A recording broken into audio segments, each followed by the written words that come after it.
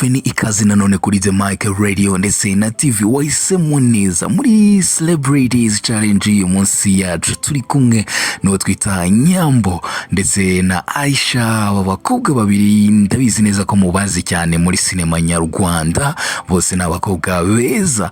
Uyu munsi rero ndagira ngo umbwire umukobwa ukwemeza mu buryo bwombi, yaba mu bwiza ndetse no kwagitinga neza cyangwa se gukina neza muri sinema nyarwanda. Murabizi ko aba bakobwa bombi bakunda guhurira nyine mu mishinga igiye itandukanye ya filimi hano mu Rwanda, cyane cyane muri filimi zo kwa Kiramani. Uyu nguyu yitwa Nyambo, ngira ngo uragenda umubona gahoro gahoro. Nagiye ngutoranyiriza amafoto agaragara ku buryo utaza kujijinganya cyangwa se umbwire ngo urabona ngo utazi. Uyu ni Nyambo, uramubona neza.